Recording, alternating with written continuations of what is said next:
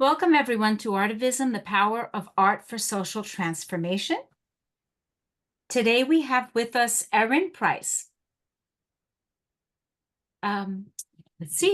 Artist, educator, and teacher educator Erin M. Price is passionate about the powerful role art can play in cultivating connections to self, classroom, and society.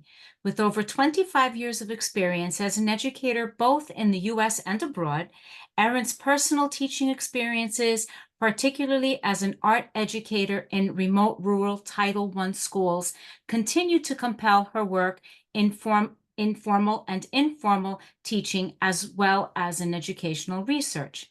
Currently pursuing a PhD in curriculum and instruction, Price employs her own experience with art and teaching in her role as an undergraduate instructor for future elementary generalists and a university field supervisor for beginning art educators in St. Louis public schools. In these roles, she actively supports teacher identity development, reflective inquiry, and skill-based mentoring to enhance teachers' capacities to cultivate meaningful inclusion through literature and the arts. Perhaps most importantly, she witnesses and supports the ways in which art helps teachers grow as individuals in a collective as they negotiate multi-layered and increasingly challenging conditions in America's public schools. Her scholarship aims to support community and social change through both the enactment and cultivation of affirmative connections made possible through art. Price's 2021 series, inQUIRE, exhibited at the University of Missouri in 2022, continues to pose critical questions of theory and practice for inclusive education and authentic research. Only through thoughtful contemplation and intentional relational interaction, Price believes, can we intervene in vicious cycles of oppression, division, and disconnection, which impact our students and our schools. This presentation is being recorded. If you do not want your image on screen, you can turn off your cameras. Welcome, Erin. Thank you so much for having me. It is really just a wonderful privilege to be part of this awesome series. And I appreciate everyone who's here right now and will watch it in the future for taking the time out to just think around these ideas with me.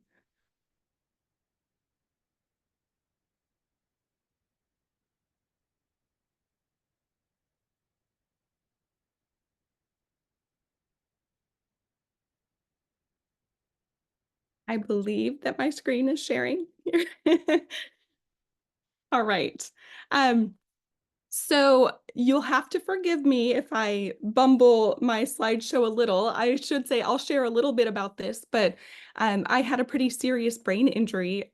It's been almost 5 years ago now. I can't believe it. But still, when working with technology, it's sometimes a little clunky for me. So I am so happy to be here and just to, like I said, think through some of these ideas that are so near and dear to my own heart. All right. So I had so much difficulty deciding exactly which part of my journey to share. As I met Argy and Carolina, I was just so excited about the work that you've been doing. I thank you for the work that you've been doing these past years. And much of what we really got together talking about had to do with my work in higher ed settings as I was teaching some courses that really challenged some honor students to think through their own identities, and something that I have been doing along my journey as well.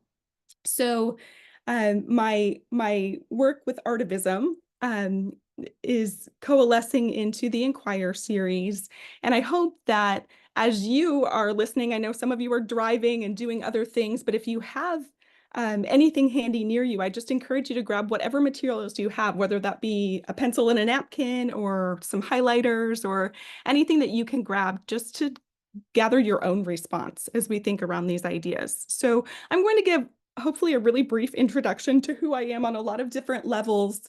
I could talk about my students and the things that they have taught me probably for years. So I want to keep it brief, but I want to say that as Argy mentioned, I worked primarily in remote rural schools, Title I schools, and um, I actually began my teaching career in social studies, have worked in a number of different roles, but the bulk of my work has been in art education and visual art education. And I went into teaching art knowing the power that art had for helping students to connect because I had a passion for um, helping students who seem not to be connecting to become part of the class and to feel safe to engage. And so a lot of students, whether it be because of special needs or being newcomers who were multilingual learners or whatever they might be going through, trauma, I found just anecdotally that they were able to connect and sparked up and got those connections firing through the use of art in the social studies classroom. And yet it wasn't as easy and tidy as that sounds. So it involved a constant iteration of looking back and trying to discern what a student might be interested in while also offering these connections through art. So at the time that I started many years ago in teaching, it was very much a case of here's your textbook, here are your prefabricated worksheets. And this was in social studies, but keep in lockstep with the rest of your department. And students just kind of need to fall in line around what those fairly rigid requirements are. And yet the few times that I was able to introduce artistic inquiry or even an artistic image that we really spent some time around, I saw my students perk up and continue thinking and making connections in ways that they didn't otherwise. And so while I was always certified for art, I increasingly saw the power of visual arts for helping students to connect. And that was a passion of mine that caught up later as I continued to see its potential. So here are a couple of images of my students. I actually taught P12, but these happen to be middle school students in a district that was a remote rural Title I school, where I walked into a non-existent program or the combination of two programs, but didn't realize until teachers within the building let me know that there hadn't been an art education for the elementary students for over 22 years, and programming for middle schoolers and high schoolers, therefore, had also been pretty non-existent. So recognizing that and having kind of the limitations of resources, I really had to dig deep. And so into my own ideas and understandings of art, but also to rely on the power that I had previously seen in order to help students to continue to grow, not only individually, but together. And so my students themselves taught me a lot about the power of the collective. And during this time, I was also very fortunate to be influenced by some folks that I wish I had pictures of in here, but my own artist friends that I made through those same passions, I guess, to come together not only around the media, but also around making our world a better place. And so I had the privilege of some really great mentors who were not affiliated with the school system at all directly, but who were local artists who cared and who kept me afloat as a teacher and an artist and a human through that time. My own family was also helping me as I scrambled for supplies to test out materials and make exemplars. And so they were pretty amazing in helping me to make a program where one had not existed. And so my students themselves, I saw them lean in so many ways. The area where I was teaching abutted a tribal reservation of First Nations peoples, as well as had a large Latinx population. And largely, I heard from my students and was was surprised by this because it wasn't necessarily evident to me on a surface level that they didn't really know each other.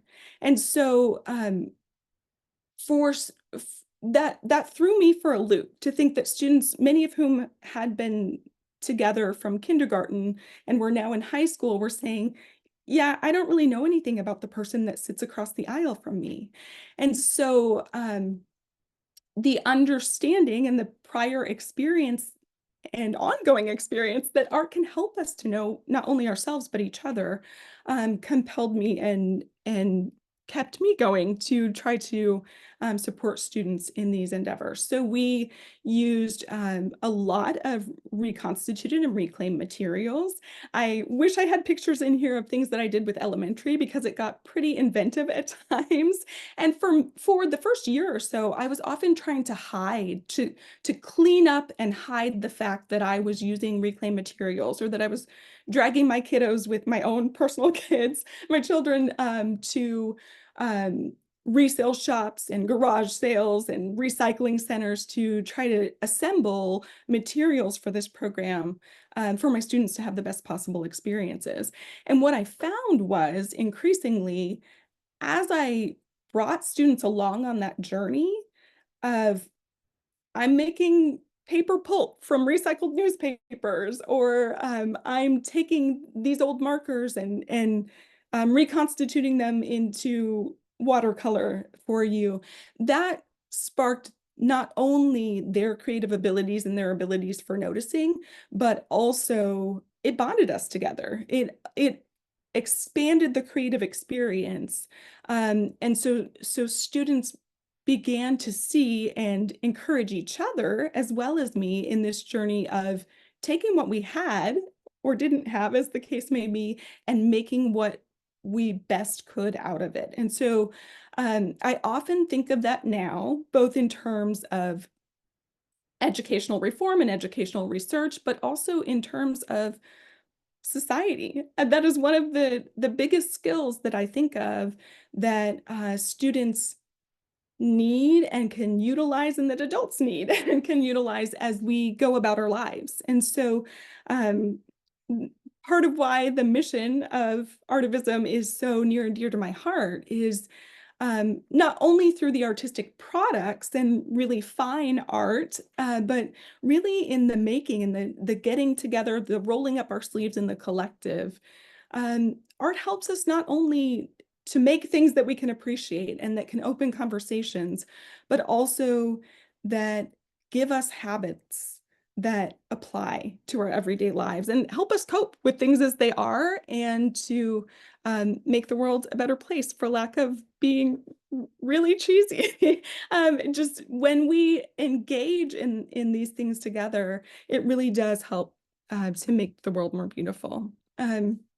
So I'm going to tell a little bit now about my journey into academia. And I'd been working with a couple of different institutions, higher ed institutions and museums to make curriculum more accessible and engaging and to really try to get over the hump of organizations that have resources and want to help P-12 schools and P-12 teachers in schools that are so overburdened or just can't fit some of those resources into their programming. And so in things like developing curricular resources and just creatively approaching some of these problems with these institutions, I kept being encouraged, you should go into higher ed. And although it was extremely difficult, I loved being in the classroom and didn't really want to leave the classroom to do that. Being remote and rural kind of limits your opportunities, although they have proliferated some now with so many things being online. But when my family made a move back halfway back across the country, um, I decided that was the time to jump back in, jump into higher ed. And so I did. And during that time, I also, in very, very early 2020, had a really terrible car accident, which is the brain injury that the brain injury and some other disabilities that I still live with and have learned to live in a new way with. Um, that rocked my world in a lot of different ways, and it happened right before COVID. And um, so at the same time, I'd already kind of been troubling some of the tensions of academia, which I think is normal and expected, but really turning to materials myself to process some of these tensions. So um, I had taught in informal and formal settings across the US, but now I was teaching pre-service teachers and thinking about so many problems of practice that they may or may not know about yet. And yet thinking, what's the best way to do this? Encountering theory sometimes wasn't enough. And so it drove me, as I was seeking answers to some of these questions and interrogating myself in my own former teaching, it drove me to really think through theory with materials and to um, continue to read in contemporary new materialism's work and critical ideas of teaching, but also pushed me to read some older educational theory, as well as a lot of arts theory. And coming into academia, of course, we all have a different path, but there was a lot of questioning what you know and whether it can be known at all, and a lot of existential queries there. And as I encountered those, it was my experiences in the classroom that continued to reflect every time I entered into someone else's scholarship or reading theory. It was the faces and the experiences from the classroom that continued to compel me. And though I re-examined them from a lot of different directions, they continued to be much of what I knew, because the feeling and the affective experience of transformations for my students who said things like, I have nothing to say. I can't tell a story because I'm a struggling, I'm labeled Title I, meaning I'm referred for extra intervention, as we would say in the P12 class environment. So these students had internalized messages about race, messages about socioeconomic status, messages about themselves based on traumas they'd experienced, and they continued to experience further internalization of negative messages in the school system. And so encountering theory about these things while also really wrestling with the experiences I had with those things, direct encounters in the classroom, continued to just really drive me to dig deeper into both experience and theory to try to reconcile some of these things. And so this image that you're seeing now is a work that I did in 2021 after this accident, and I think would have still been in my nearly 2 years of physical therapy and occupational therapy. And it's actually a 4 by 5, I think, feet large canvas. But at one point in this kind of troubling all of the things that I was thinking around in scholarship and continuing to think about practice, I wrote myself a note as I was in a Zoom meeting similar to this, where I had been sharing some artistic endeavors. And I wrote, I'm circling around trauma. I've been circling around trauma. I'd been doing that in the classroom consistently as we feel we're juggling all those plates.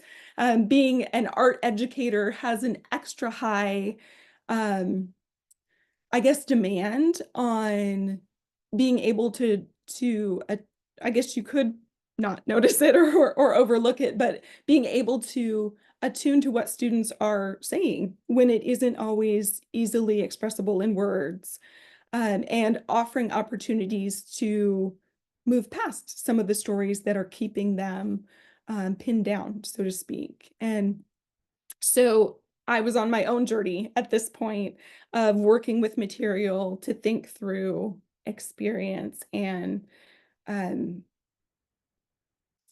for lack of a better phrase, kind of letting the rubber meet the road, knowing that my students had connected and processed in so many ways through artistic material, also allowing myself to do that. So this piece is mixed media. It's actually layered on a collaborative piece that was done with a very close friend of mine who was an artistic mentor. And we did plein air painting typically together. Just she's older, and I loved garnering those bits of wisdom from her stories, interestingly. But this piece has pieces of security envelopes. I was thinking with a lot of themes about safety and security. I was thinking a lot about force and nature. Had actually been, ironically, before my accident, been thinking a lot about force and compelling inquiry, and how we do that in the classroom through arts, and thinking a lot about materiality in general. And this was my handwriting is still pretty terrible, but this must have been when I was progressing. I couldn't use my hand for many months, and actually wrote with my left hand instead of my dominant right hand when I had to. But this probably would have been about 15 months after my accident, I guess. But stitching in, thinking about how those threads of experience in the collective not only offer opportunities to think and grow together in the moment, but also allow us to carry forward some of those strengths that we can draw on in the collective. And again, thinking constantly about how my students in my classroom were never perfect, but did help students to connect and grow stronger together. Early on, this actually was before my accident, but I did just like an exploration with materials, and I was practicing research creation long before I knew the term, to kind of serve as a catalyst for compelling inquiry as I encountered theory and delved into other scholarship. And so this was in a course about narrative inquiry. I was really troubling some theoretical positions that were kind of being delivered or presented to me as the only way to go, kind of pushing beyond those boundaries, thinking about what other ways can we maybe be more responsive, and how can we, regardless of paradigm or research approach, be authentic and genuine in the work that we do. One thing that I wasn't, I guess, prepared for in academia was this major tension of making academia about publishing. And not that publishing an article can't be extremely important, or extremely important work can't be conveyed through verbal linguistic means, but I wanted there to be more doing. And so during the same time, I was really missing the P12 classroom. I was loving working with my pre-service teachers, but I, right at this time, as I was recovering from my accident, I had the opportunity to do some work in a juvenile justice setting. And I had previously volunteered in a juvenile justice setting, but I was asked to come in and provide what they termed therapeutic arts wellness. And I had to give the disclaimer, I am not an art therapist, but I do have a lot of experience working with students who are processing things and who may be seeing an art therapist and certainly a therapist, but who need moments in the everyday to continue to regulate themselves and to process things that may have harmed them or may still be harming them. And in the classroom, that was something that just naturally needed to be done. So that naturally also translated into the juvenile justice setting. But there was one way that this was different than my prior experience. I had previously worked with violent offenders who were being processed often as adults, and they were some of the sweetest students that I ever had the opportunity to work with.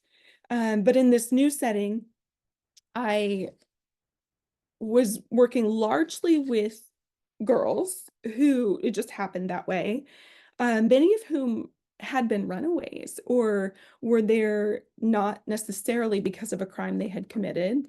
Um, but regardless, what I was reminded of again and again were the same things I saw in my P-12 classroom and with my pre-service teachers, and even ultimately when I was working with groups of in-service teachers throughout the nation, processing the power that art has in the classroom. And that was the fact that we all want and need to be seen and heard. And so that's something that's so basic that we should be thinking more about, and yet that we often forget about in the educational system. So we might have a checklist of, important ways that students can engage, but we don't necessarily take the time to truly listen and see and hear those things. And so as I was kind of juggling all of these things and learning again from students, I also was teaching a course at the university for honor students that was interdisciplinary and was largely students who weren't interested or didn't feel experienced in art and who weren't directly connected to education. Most of them were biochem majors or pre-med. We were having group experiences to challenge our existing ideas and beliefs and to really have conversation about some very difficult things in society, as well as digging into the university archives to conduct some research and share some important stories. So while all of that was happening, I also felt compelled just to take a meta step back, and that's where inQUIRE came to be. So the inQUIRE exhibit was not long after my accident. I wasn't able to paint as I would have before. I'm a self-taught figurative painter.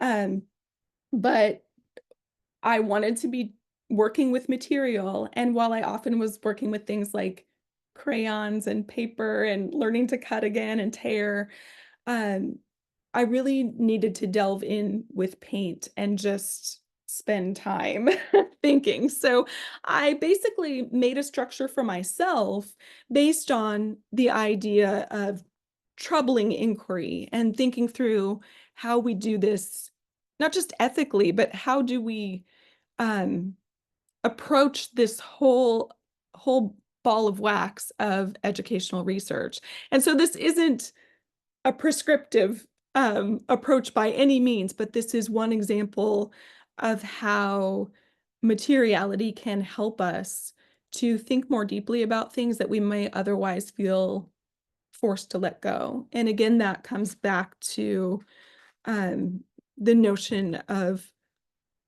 how we can approach society as well. Like often we, as Argy and I were talking about earlier, I think before we started recording, often in schools, teachers avoid difficult conversations.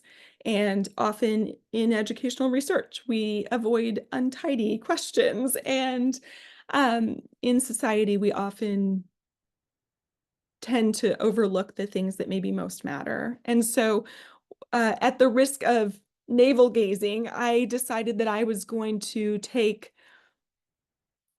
just make a list of all the questions that I had asked in writing throughout my graduate career in what became my educational specialists. I looked back through all of my coursework and found all of the questions that I had posed, sometimes because I was asked to pose questions and sometimes just because they worked their way into niggling into my assignments. But acquire, I'm going to skip past these for a moment. Acquire is a term that was used in bookmaking. And so as I was kind of challenging and wanting to expand this idea of publishing being simply linguistic and kind of the restrictive binding of what academia should be about, I was also working with a friend who was South African, and she kept apologizing for saying inquiry when we spoke about inquiry. And I said, no, I love it because it's a reminder that inquiry is about inquiring. And sometimes we forget that when we set out to do educational research, and we maybe lose the wonder and that reflexivity that I think needs to be a part of our inquiry. So I just happened upon finding this definition for the word quire because I was looking at definitions of inquiry. And so I had previously done some work shortly, I guess summer of 2020. So before I could hold a paintbrush or a pencil, I did some acrylic monoprints. And I did this in response to someone that I was working for asking me to provide artwork for a series that was about inquiry. And it was about a type of inquiry that didn't really have a definition, and there wasn't a lot of receptivity to talk about what that might mean ahead of time. So I turned to existing scholarship and my back deck with some materials, puzzling through and thinking about what this inquiry meant for me. And so that gave me the opportunity to embody some of the things that I, in so many ways, had both seen and professed for my students and then future teacher students, which were that therapeutic aspect of working with materials, that ability to clear your head, and also the ability to think with a lot of complexity and not necessarily just let it all go and have to make a linear outline. So as I was working over the course of an afternoon with these monoprints on my back deck, I just kept circling back to, again, all of these moments from the classroom that continued to compel my thinking and continued to cause me to critically evaluate some of the research that I was encountering in very complex ways. So it wasn't discounting it, but it was complicating it. And I think that served to provide a lot richer experience with that inquiry. So this begins the actual list of or collection of 25 mostly monoprint. Some are different types of media works that were ultimately exhibited. And based on my experiences with the inquiry series that I just showed you and a couple of other material interactions, I knew that I wanted to create this structure to hold on to the questions that I felt like were perhaps most important for educational research, but were being dismissed or overlooked in these questions that I asked. So what I did was actually assemble that long list of questions that far exceeded 25 and kind of group them. And I guess you could say I coded them and assimilated them into themes or broader questions. And I then did my own kind of reflective conversation with the art materials as I considered these questions. And so I'm going to quickly roll through, I don't think I have all 25 here, but some of the questions that were evoked. So this became an immersive critical cartography, kind of mapping the questions that I was asking at this point in time. And interestingly, most of them were asked far before that and continue to resonate. So the materiality just served to support my engagement with these questions and help them coalesce and have something to hold on to, gave them a space. So I was thinking through all of these questions, and it became what we might call a topology of thought. I did some not mono printing, some printing on the press when I was able to. I can now make a fist and use my hand, but I had I wrote in, I think, 2013 about art education as being about casting a wide net. So as I was assembling all of these materials from many different places, I was constantly thinking, oh, such and such student might be interested in this, or this might connect with so-and-so's interests. And because I didn't approach it in that way, I came to know my students. So at the time, I didn't know about culturally responsive pedagogy. But as I later read about it, I thought, oh, that curiosity to know my students, that knowing students is the central component to that and so many other important things in pedagogy and education. And casting a wide net to me came back to not only offering a lot of different artistic materials and media, but also allowing students to enter into curriculum and creating curriculum in such a way that it was open for them to bring their personal experiences and have their personal experiences. So here I was kind of allowing for the same thing for myself in this inquiry endeavor. So this particular piece had netting and was rolled through a press, and I wasn't doing, so to speak, a lot of this. I was allowing the materials and experimenting with them in a way that I wasn't controlling a lot of what was happening. And so it was fun and exciting then for me to um, kind of break down and experience the results of what was happening there. So that close-up gave you kind of an indication of what was happening with different materials in this series of monoprints. I was impacted during this time by Sarah Truman, who actually drawing on Derek McCormick and some, I think 2008 work that he had done, posed research creation as setting yourself up to be affected. And that completely resonated with me as I then looked back at this project that I had been doing as entirely what is possible in those interstices that art allows. And when I think of art for social transformation, this this sort of introspective engagement isn't what I first think of. I think of the times when my students were gathered around a piece of artwork, bringing their personal experiences and perceptions, or the times when in the classroom, my students were each working on their own projects and I was flittering about, helping them to think through how they might bring those to fruition.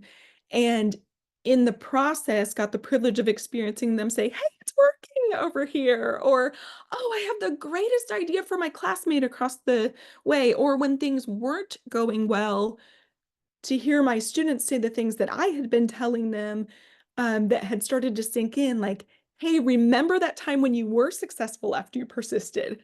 Draw on that. and I think that although those are the first things that come to mind, when I consider educational research,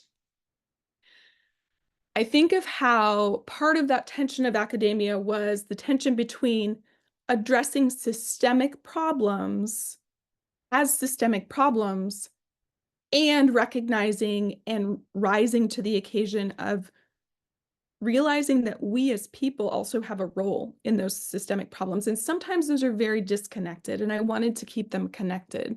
So this whole series was an opportunity for me personally. I wasn't expecting to show it. I was expecting to let that impact me and affect me in ways that hopefully became productive. And yet, as I'm troubling through these questions of what can research do and how can it perpetuate cycles of trauma and inequity, and thinking about designing research, I was kind of inadvertently doing the research that maybe mattered most for me to do at that time. And so as I'm thinking about the honor and the privilege of sharing students and teachers' stories, I'm also thinking about how we might approach that in ways that um, positively impact the stories that carry forward. And all of that is deeply interspersed with the collective experience in the studio. And so I, like I said, was just kind of assimilating these around these physical manifestations of the questions. And they were just questions I didn't want to let go of that aren't easily answered. Like, how can we honor our students? And other iterations of questions. Sometimes these literally were word for word. I've asked the question, how can we honor students? But I've also asked the question, how can we honor participants? And those are just something that I don't think we should ever let go of. So this didn't give me easy answers, but it did, like art often does, open up the questions. And so that allowed me to sift these ideas for myself and to dig deeply into looking at what others had to say about them. And as I was literally, as I was making these words, Hi, good. How are you?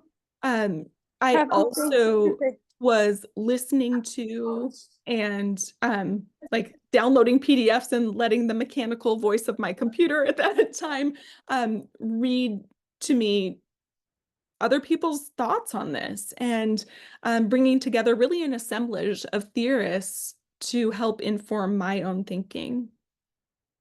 And some of these were super basic. Like this was something that I that was not by any means fine art, and yet um, it assembled also a visual that could carry that question forward.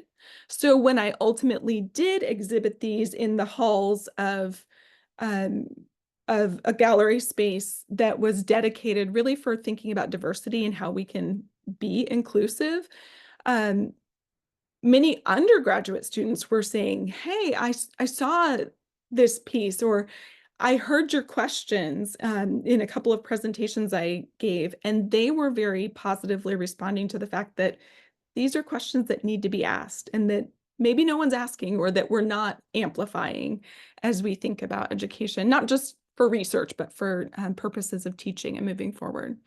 So this particular piece is a map. It's a cartographic map from the ocean floor, very close to where I taught. And so all of these are pretty deeply embedded with some symbolism and meaning, personal meaning for me.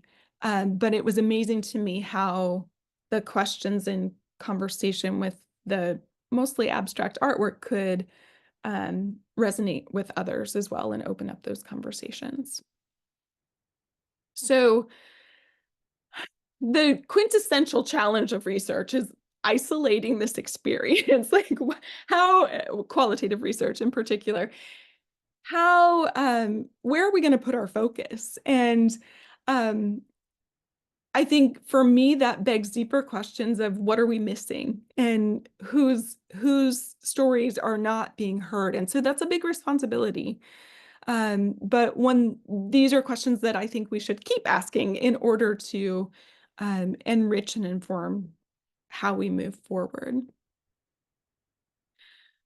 This is actually a paper towel that was tucked in some old like pedagogical documentation that I had from my P12 teaching years. And it was around a piece, it was a painting, was around a painting, like keeping it from getting on the next, I think, oil pastel example. And so I just pulled that out and made a kind of Matisse looking organic shape that also harkens back to a lot of experiences in the K-12 classroom and some in the P classroom as well. And so posing these questions allowed me not to just offload them and forget about them, but rather to say, I can make space for these questions and continue to return to them. And in presenting them to others, open up that space of conversation for them then to respond. So I hope that at least some of you are doing that now as you think about what resonates with you. This particular piece was actually a couple of different things. One was a reference list from one of the many articles that I was digging into at the time, but then the other is a map for that comes from, at the time, my own daughter's student handbook, their high school student handbook. And my middle daughter in particular was resisting the idea that they had to be funneled into a track and choose their career path from day one in high school. And I know that there are many well-intended reasons for doing that. And yet she was constantly resisting the idea that if you're a certain type of girl, you go into this position and you don't waste your time on these other things. And wanting to really just be able to experiment and dip her toes into some different things. And so as I'm considering education and educational policy, I ask the same questions. Why can't our students continue to engage in a variety of things, and particularly the arts, in order to think more deeply, and feel and share those feelings? And I think that we should be making more space for that.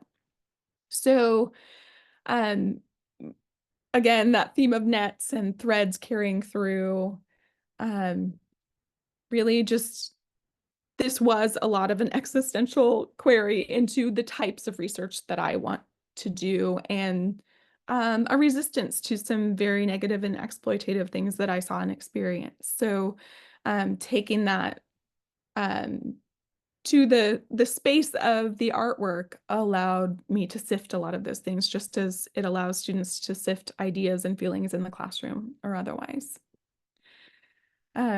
I actually am in the process of moving all of these and some extra commentary on them into a site, because I welcome others' response to them and truly want to open up these conversations and allow them to continue.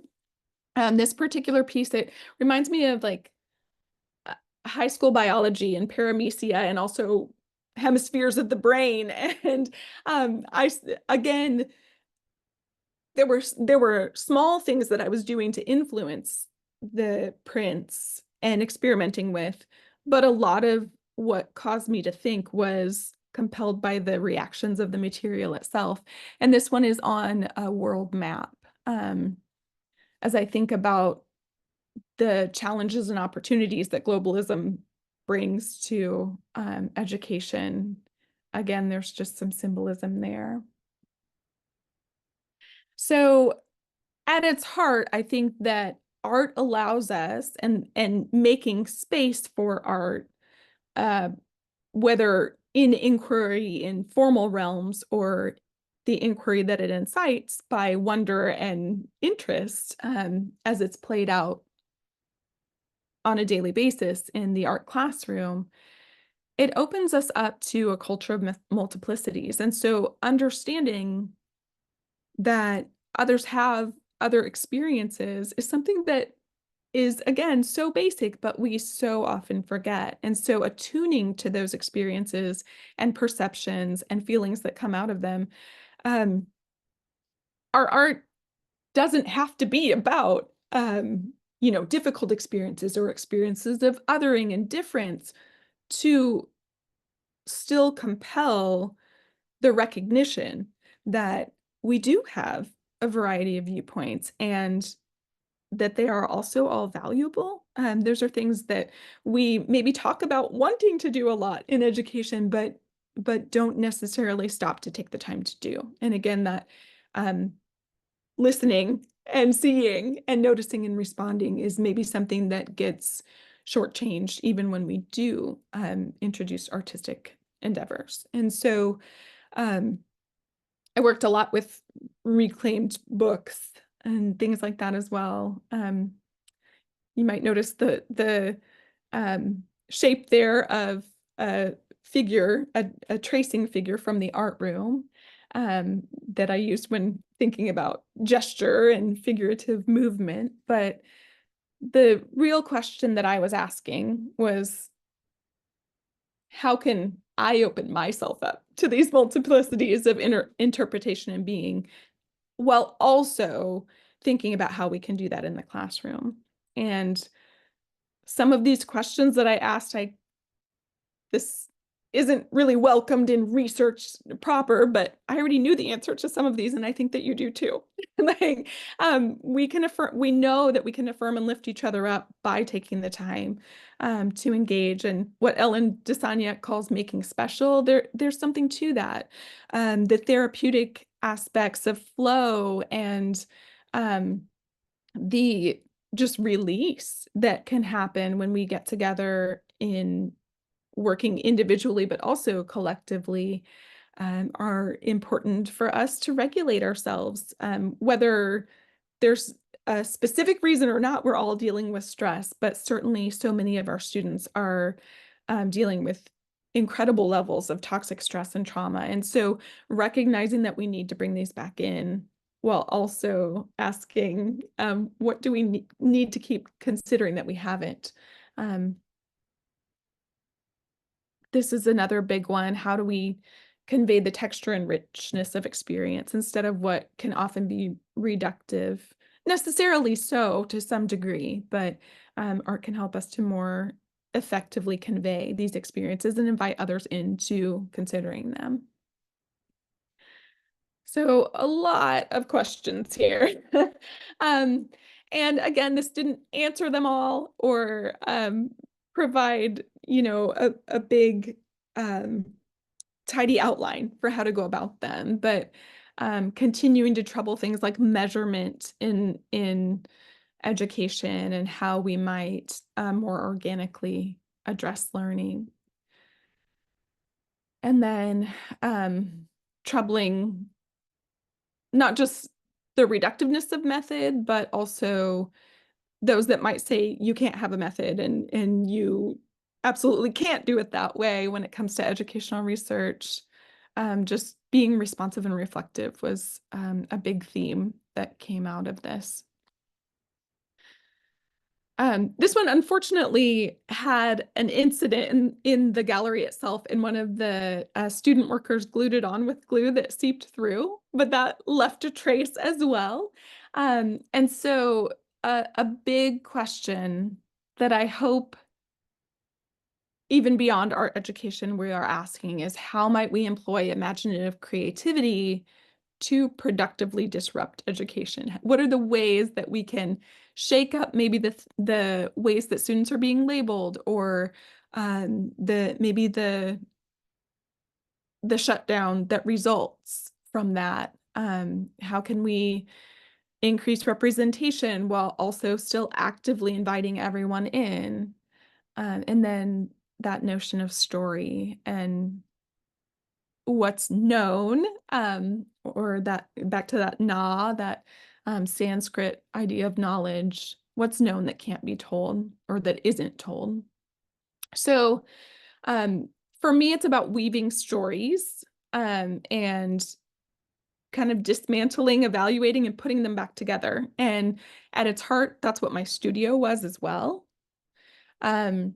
So as I think about all of this, kind of takeaways of what this kind of abstract out there artistic inquiry of mine makes possible and what it makes possible more broadly, but also what does artistic inquiry make possible in education? I think of these key things. It sparks and supports thinking and feeling. So even for the middle school kiddo that comes in and wants nothing to do with it, they get interested when you pull those materials out and you demonstrate techniques or you share someone else's techniques, and they start their peers start experimenting and making beautiful things or cool things that draws them in, engages them, and then allows for both thinking and feeling, or what has been called the body mind. But we know from neuroscience that that's absolutely valid, that working with materials, especially in rhythmic ways, can calm the body and mind and clarify and allow us to think and feel more so. Art making, specifically creating, supports that holistic embodied engagement. It supports proliferating viewpoints, and we can practice our education in ways that limit them, but it also offers a possibility for proliferating and celebrating our students' viewpoints, as well as viewpoints that may be introduced through the art we share. It's a space of exchange and interaction, and it offers opportunities for what I call repositioning, or rethinking the ways that we fit in society, in the classroom, and hopefully affirming some of those negative conceptions of how we don't fit or how we're not good enough.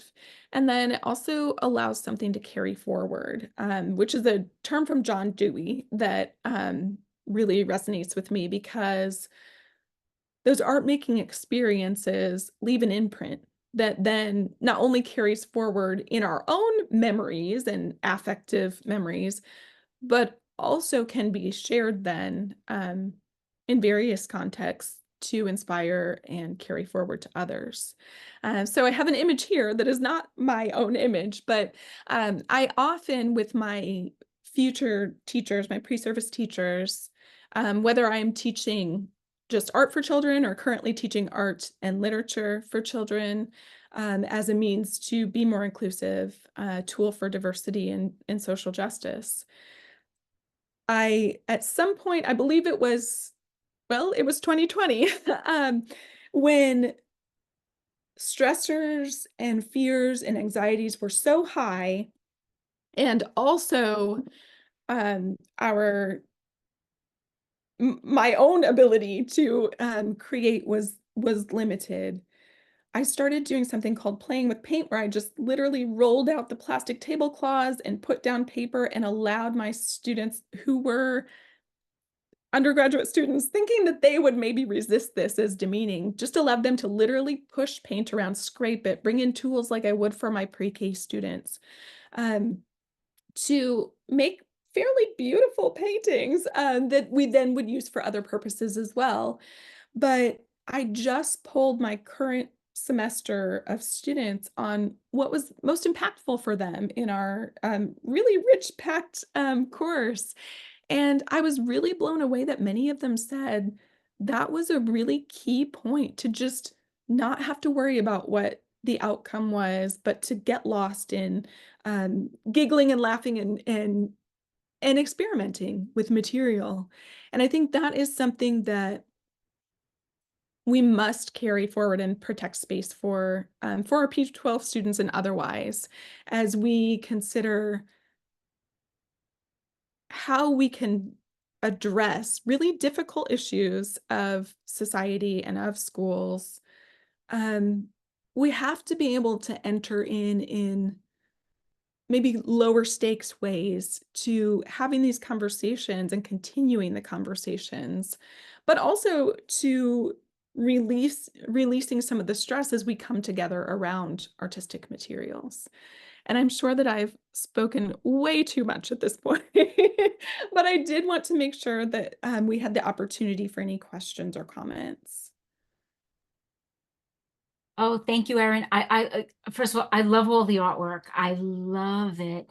And this last slide, what artistic inquiry makes possible for both education and research, really sums it all up.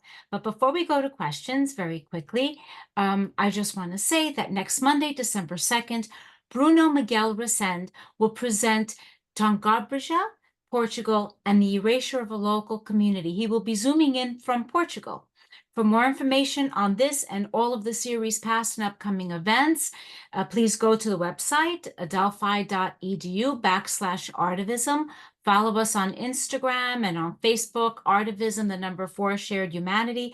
And for past presentations, and this one will be up later this week, our YouTube channel, which is ARTIVISM with a space, the number 4, Shared Humanity. If you would like to get involved in the initiative or present or connect with any one of us and the artivists in our network, you can email us at artivism@adelphi.edu. So now to questions, comments. Any questions or comments? You can use the raised hand or the chat. I will say, Erin, as our participants are maybe thinking about questions or if they want to learn a little bit more, it really does help one artistically, I think, if you have taught art to young people, because I did it for several years, right? And I worked at museums, for after school programs and such, where we didn't have money for materials. You become very resourcel. You use Absolutely. everything, and every opportunity you get, you hoard. That is so true. I have beads and yarn and paper, magazines, and in getting to know, even on university level, getting to know your students a little bit and bringing the variety of materials in is great, because it's not just, canvas and paint, or, pen and paper, or pencil and charcoal.